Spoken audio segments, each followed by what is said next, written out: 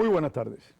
Gracias por estar con nosotros una vez más en esta programación en español del Canal 17. Antes que todo, les saludamos y les deseamos una feliz Navidad y un próspero Año Nuevo.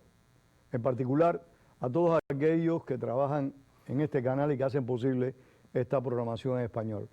Y muy específicamente a Al Chicoy, que dedica un gran esfuerzo para que nosotros podamos realizar este trabajo.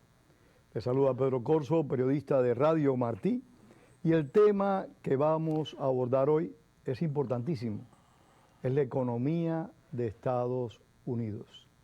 Una economía que es el motor del mundo, pero es de la que nosotros, como ciudadanos de este país, como residentes de este país, dependemos directamente.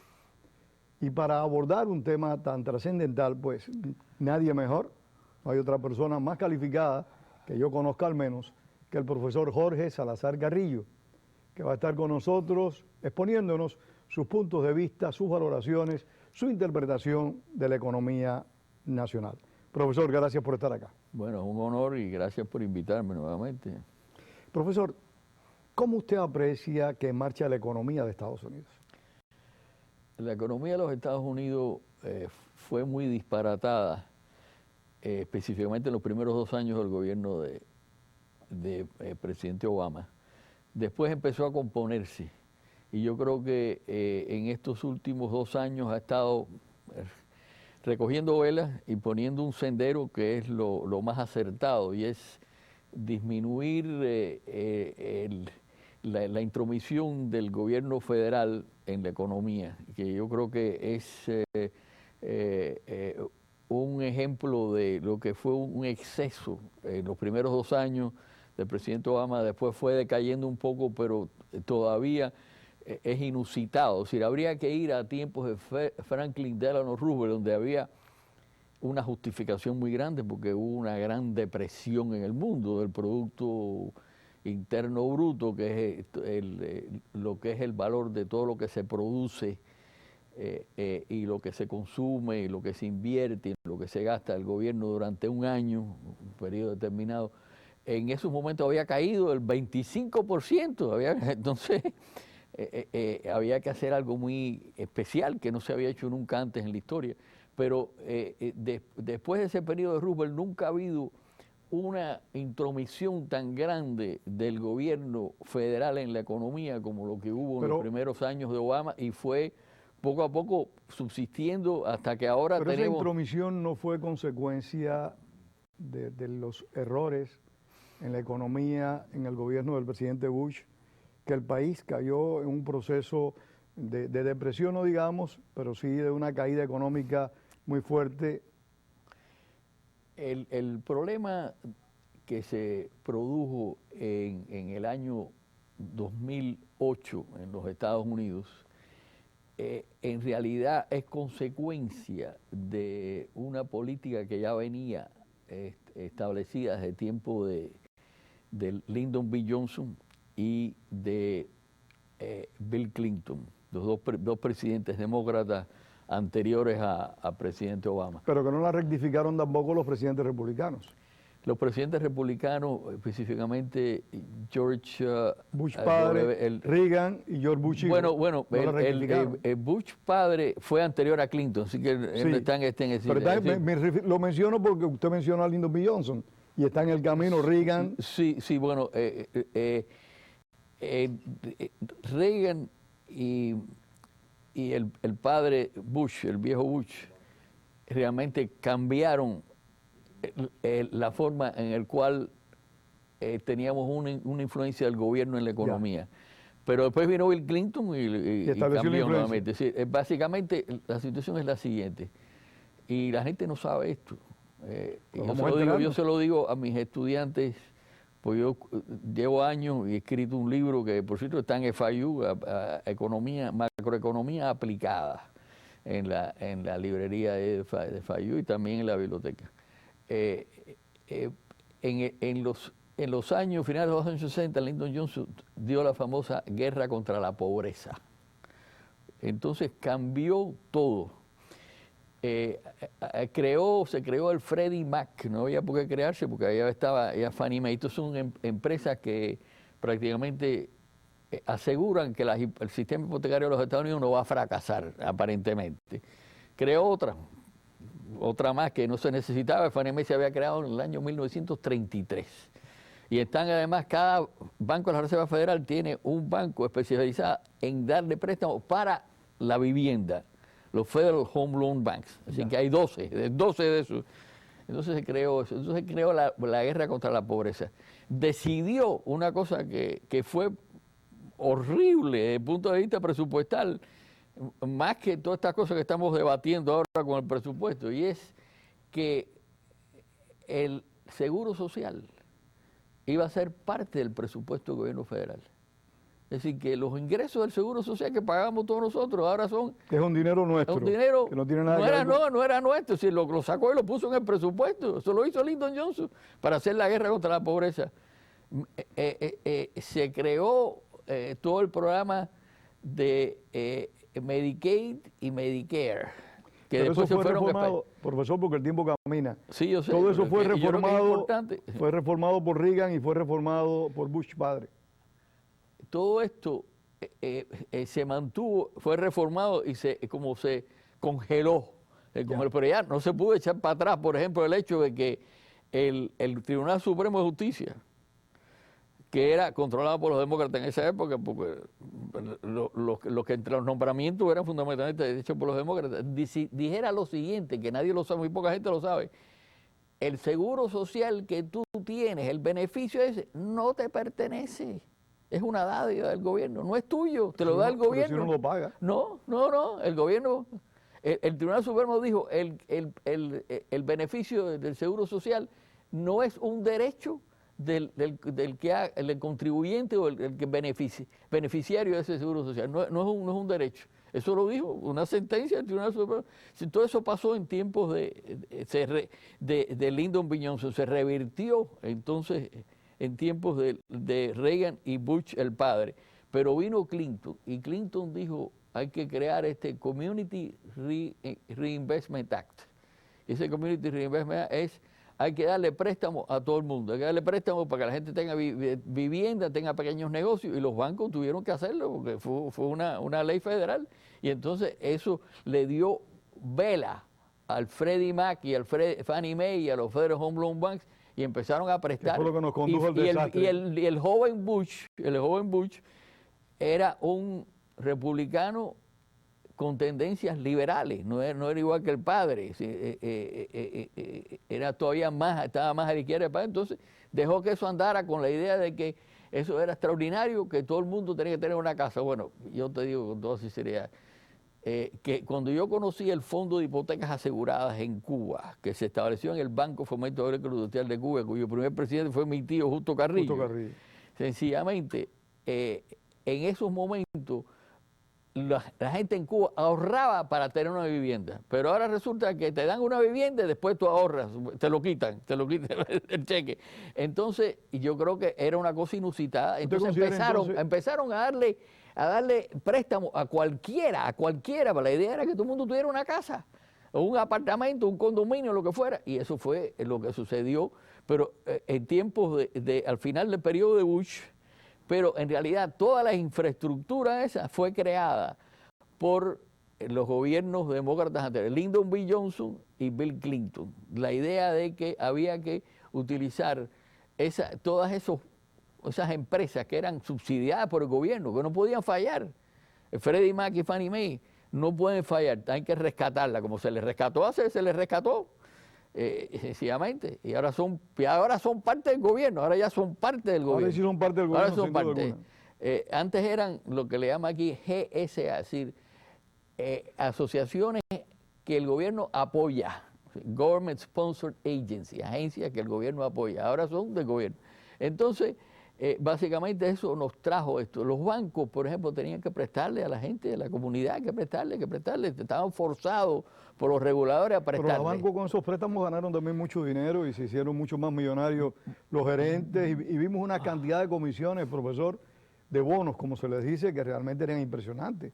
Bueno, Es porque más, bueno, en muy pleno fácil. Proceso. Pero fíjate, ¿por qué eso? ¿Pero por qué Le hago eso? estas preguntas porque son inquietudes No, que yo tenemos la creo, gente no, de y a la voy a pie. explicar. ¿Por qué sucedió todo eso? Porque en el fondo habían dos instituciones gigantescas que todavía, hoy en día, Existen. sí, y que no, que hoy en día ellos financian más del 90% de las hipotecas. Entonces, en el fondo, todos los préstamos iban a parar allá. Ellos aseguraban y te vendían el seguro para que tú, si te aseguraban que tú ibas a pagar la hipoteca, te vendían el seguro, tenías que pagar un seguro de que ibas a pagar la hipoteca. Entonces, todo era, bueno, en el fondo es el gobierno que lo está financiando todo, lo está banqueando todo, lo está ¿Usted apoyando considera que todo. se ha rectificado? Entonces todo el mundo hacía lo que decía, bueno, presta, los ninjas, no income, no job, no assets. No tenía ni nada, y no podía tener una declaración del impuesto.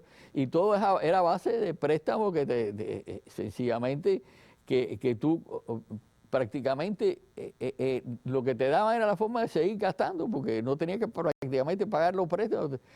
Todo era, te daban de entrada más de lo que tú... ¿Eso ayudó, profesor, sí, al sí. endeudamiento del país? Sí, bueno, todo eso produjo entonces lo que vino después, porque en tiempo de Bush, fíjate que él participó en esto y no lo controló, que lo debía haber controlado. Tampoco lo controló el Banco de la Reserva Federal.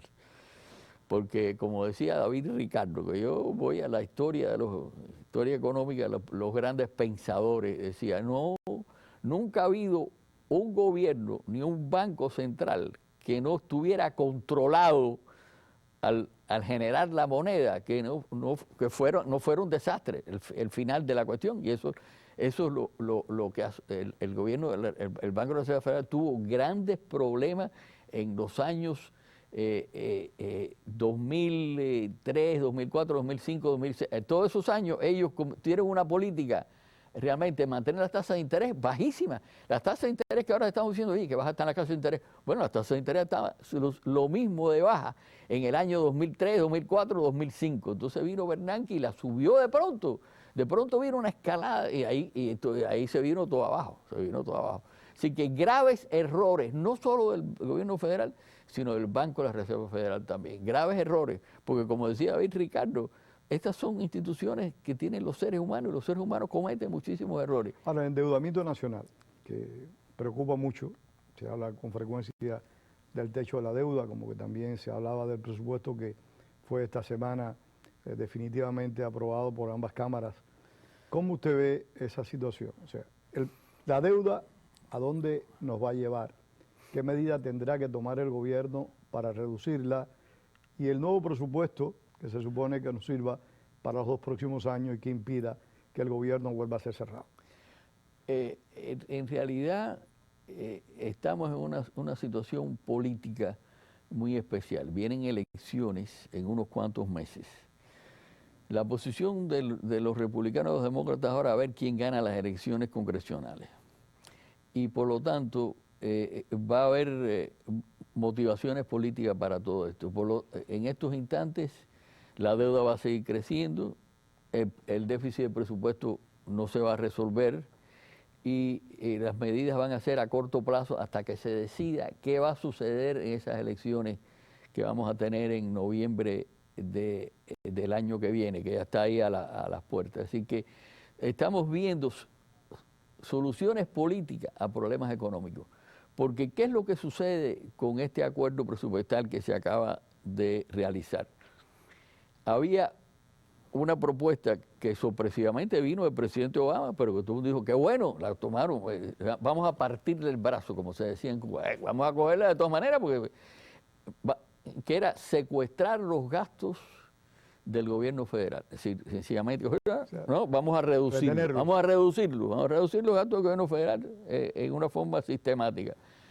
Y esa propuesta ahora se ha deshecho. En esto, el último acuerdo que tenemos es que eso no va a suceder. O sea, lo que se aprobó esta semana. Lo que se aprobó esta semana es que vamos a seguir gastando como antes. Lo mismo que gastábamos como antes, así que todo el secuestro y estamos diciendo que de aquí en los próximos 10 años vamos a recortar lo que ahora estamos le estamos abriendo mano, le estamos haciendo facilitar el gasto del gobierno federal.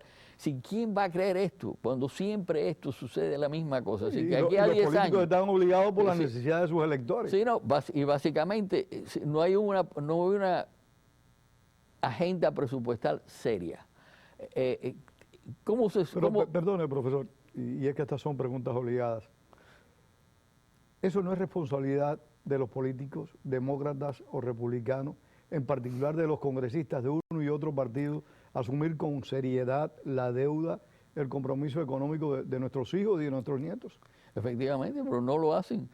Empezando porque el presupuesto, cuando yo estaba en Brookings Institution y tratamos de hacer una serie de reformas presupuestales, y me recuerdo que la base era que el presupuesto debía ser todos los años preguntarse, ¿debo gastar esto o no debo gastar esto? Esa pregunta no se hace nunca en el presupuesto de los Estados Unidos y por supuesto mucho menos en los otros presupuestos del resto del mundo, tampoco mucho peor. Lo que se hace es lo siguiente, ¿cuál va a ser la inflación que esperamos el año que viene o en los próximos años?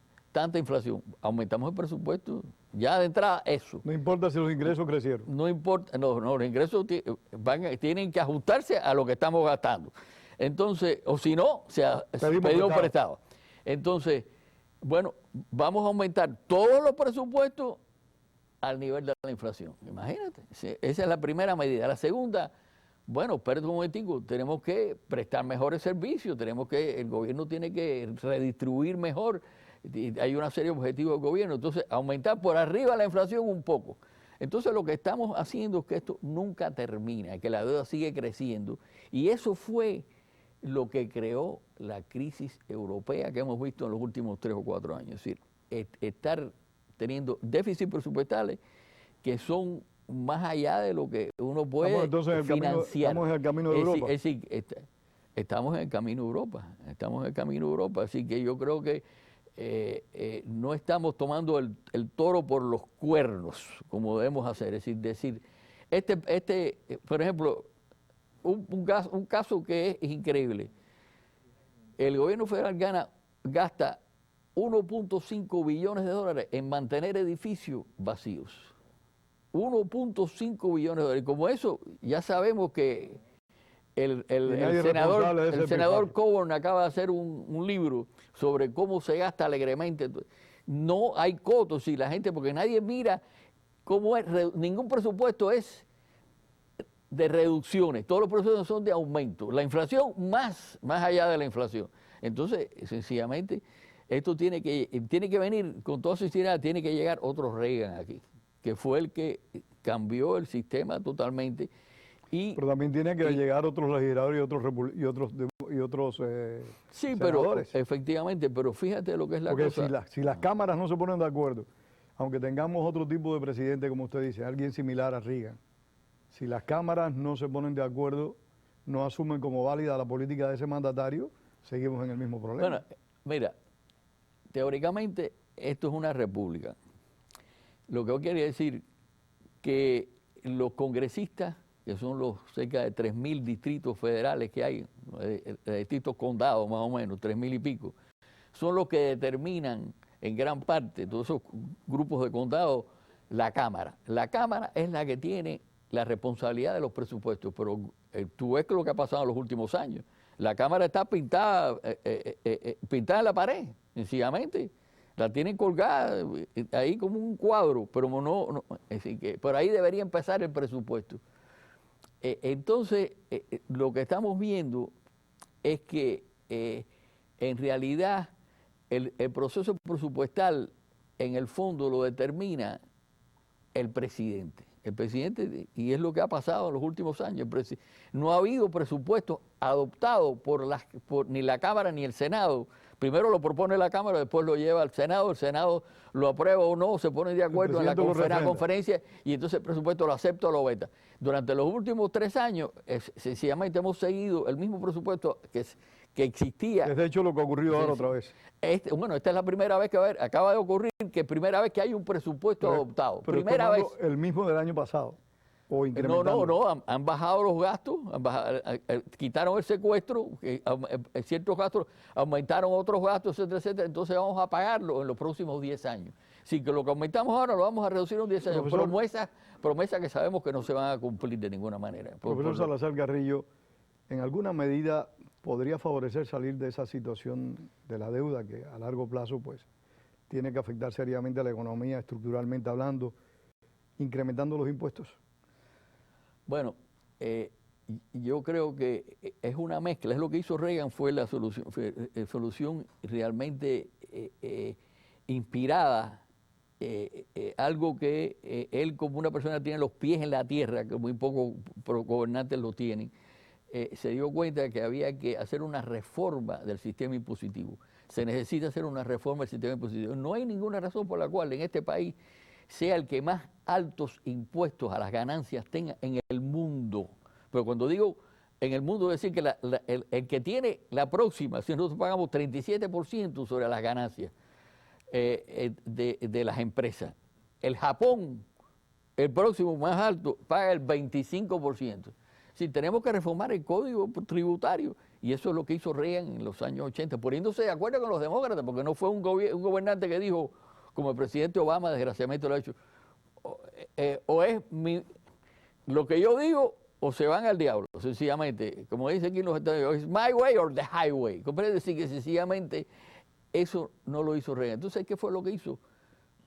Puso a Alan Greenspan, fue la primera gran cosa que hizo Alan Greenspan, que después no fue muy No fue muy acertado. efectivo. Al final, en los años 2003, 2004, por ahí, sencillamente para hacer una reforma del sistema de retiro. Y, por ejemplo, mis hijos que nacieron después del año 63 ya tienen que retirarse a los 67. Sencillamente, hoy en día la gente vive hasta los 70 y pico, hasta los 80, donde tú no puedes esperar que tú estés retirado 20 y pico de años. Ninguna sociedad aguanta eso. Ni Roma lo podía, que era así que sencillamente. Entonces hizo una reforma de lo que es el 60% de los gastos del gobierno federal, que son los programas sociales, el techo de protección social, el seguro social, el Medicare, el Medicaid, y entonces el seguro social suplementario, los sellitos, los teléfonos celulares, todo eso sencillamente nos toman el 60% del presupuesto federal.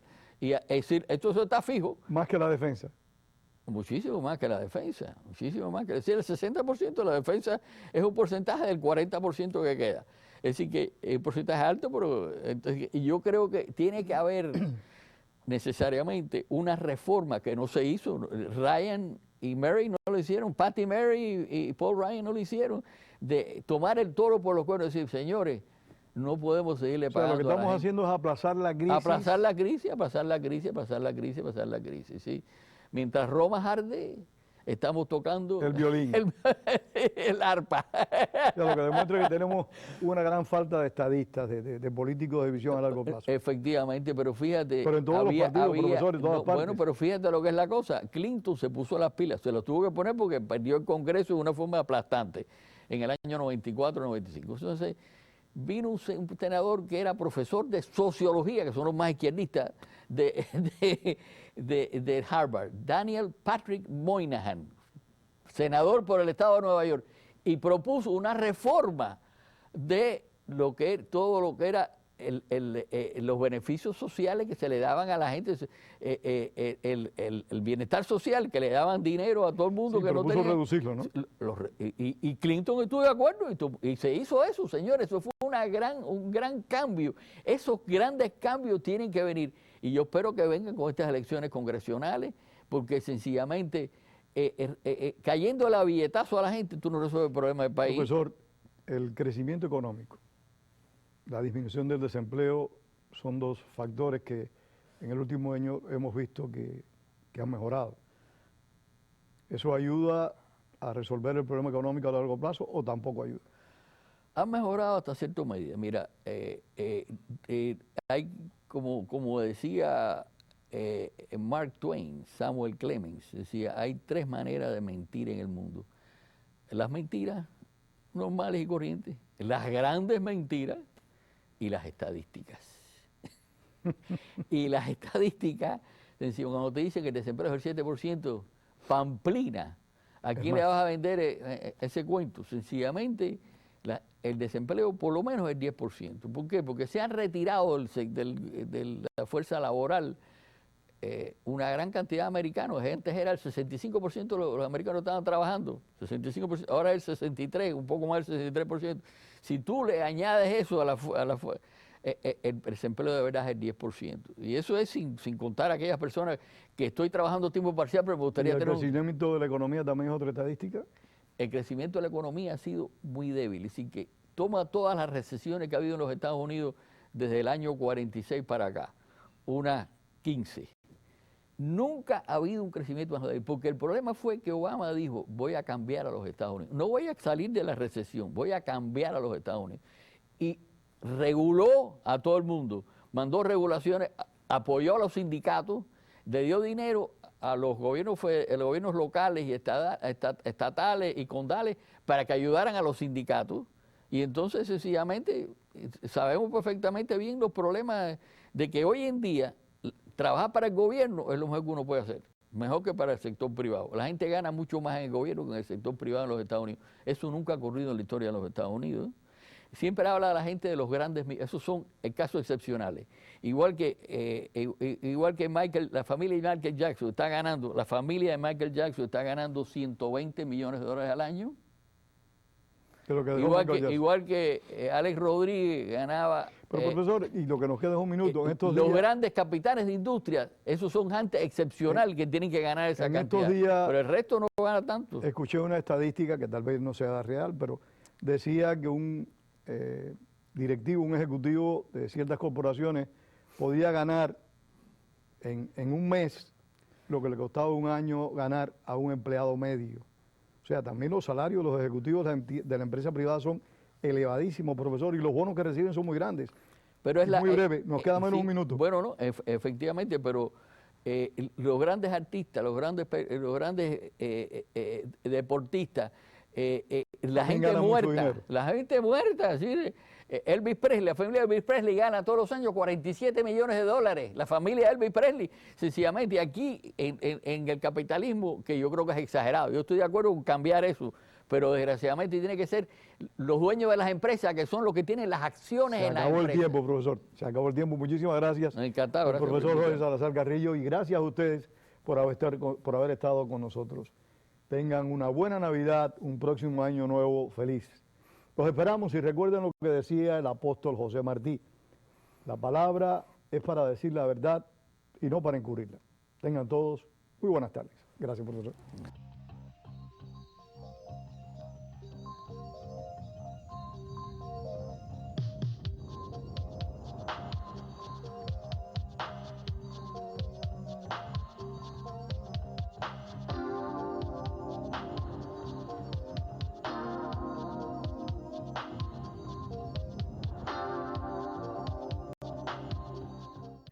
Hola, habla su amigo Pedro Corso. Cada semana usted disfruta de la programación en español en su canal 17. Esto no sería posible si no es por la ayuda financiera que usted le da a este canal 17. Envíe a este canal hoy, P.O. Box 12500 Miami, Florida, 33101. También se puede hacer en nuestro sitio web en wlrn.org. Muchísimas gracias. Yo no puedo donar mucho. ¿Qué diferencia hiciera mi donación? Mi donación nada más sería una gota en un cubo. No creo que ellos necesiten mi pequeña contribución. No es mucho, pero es lo que puedo donar. Yo puedo dar un poquito. Yo puedo dar un poquito. Yo puedo dar un poquito. A lo mejor pueda ayudar. A lo mejor puede ayudar. A lo mejor puede ayudar. Si va a ayudar, mira lo que un par de gotas hace. Haga su parte. Vaya a wlrn.org y agregue su donación. Estar conectado al Internet es importante. Estar conectado le ayuda a aprender. Estar conectado puede ayudar a conseguir un trabajo. Estar conectado puede ahorrar dinero. Estar conectado mantiene su participación. La Escuela Pública del Condado de Miami-Dade le insta para conectarse.